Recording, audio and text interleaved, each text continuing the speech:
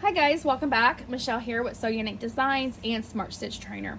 I get asked all the time how I do patches. So today I'm going to show you two ways that I personally do mine. There's lots of different ways to use patches, lots of different materials to use, lots of different techniques to use it, but this is some of the ways that I do mine. First of all, I'm going to print my template. Most designers will include a PDF file in your zip. If not, if you just want to, you can use software such as Embroidery Essentials and you can print it yourself.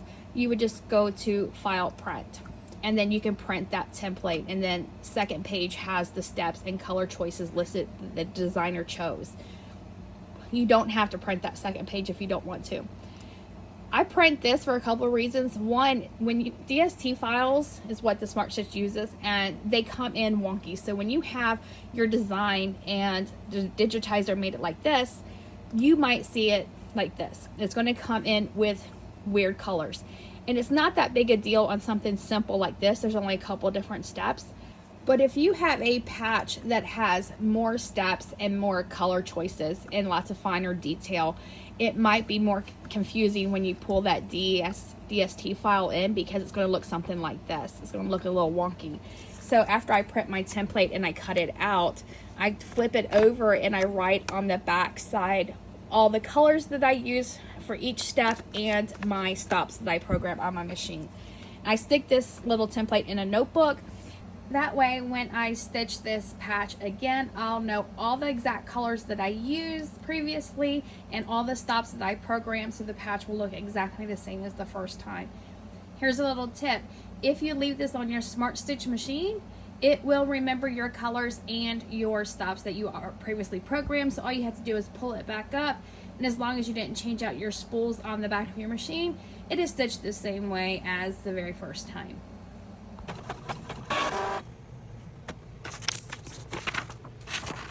I'm using felt as my base fabric for my patch, so I'm just going to put my template on top of that and cut it out to the exact size as the template. Some people use their Cricut or Scan and Cut to do this step.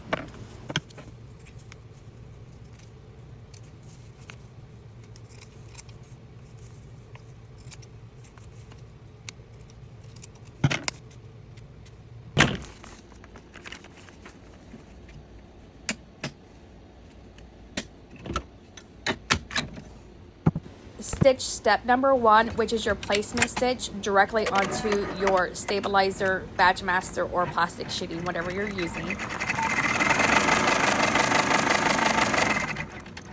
I like to use some temporary adhesive such as 505 spray or any kind of basting spray to keep my felt in place right on top of that placement stitch. Once it's back on the machine, I like to back up a step and stitch step number 1 again on top of my felt, just to make sure I have it evenly placed where it needs to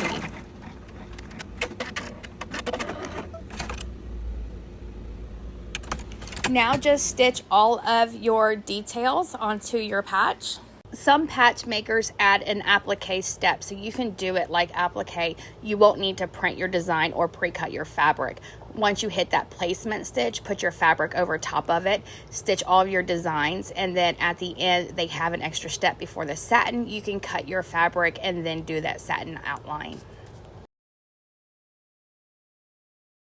Now the patch is done, just take it out and you can pop it right out. If you're using plastic or any other stabilizer, you can just take a lighter and trim up the edges like this. Make sure you go back and forth. Don't stay in one spot too long or you're going to burn your threads. If you're using Badgemaster, you don't have to do this. Badgemaster is water soluble, so you can use that, and then you have great edges. Another way I do patches is I eliminate all of that background fill. That's a lot of stitches and a lot of time on the machine, and stitch the details directly onto my base fabric, whatever fabric I'm using. I'm going to be using Tackle Twill today, and I don't need to print anything out because we're not pre-cutting our fabric. We're not going to do anything until the very end, and we'll cut it all out then. I'm using 2.5 ounce cutaway. You can use tearaway if you want. Okay, go put the hoop on the machine and stitch step number 1, which is the placement for our fabric.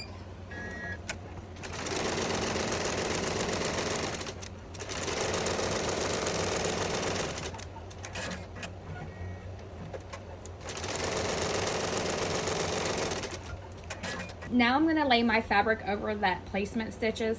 You can totally hoop your fabric with your stabilizer onto the Mighty Hoop if you prefer. I prefer to float it. I'm just going to stick it on top of those stitches and tape it down. Now that our fabric is in place, we're going to run all of those detail stitches, including that final satin outline.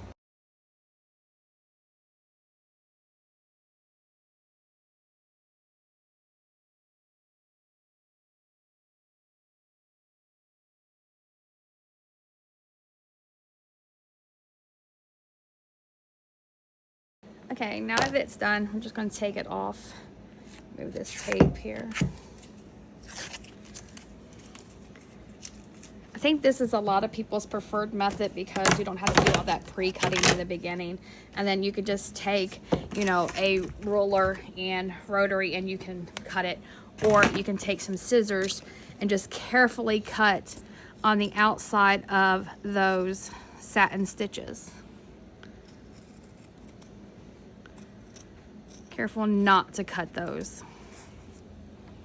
You can leave your patches as is, the way they are now, and they can be sew-on patches, or you can add some kind of adhesive to the back and they become iron-on patches.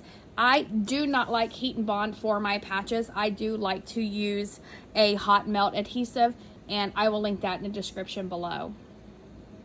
The adhesive I use, and I covered up the naughty word, so you can see I attached this to this jean jacket like 4 or 5 months ago.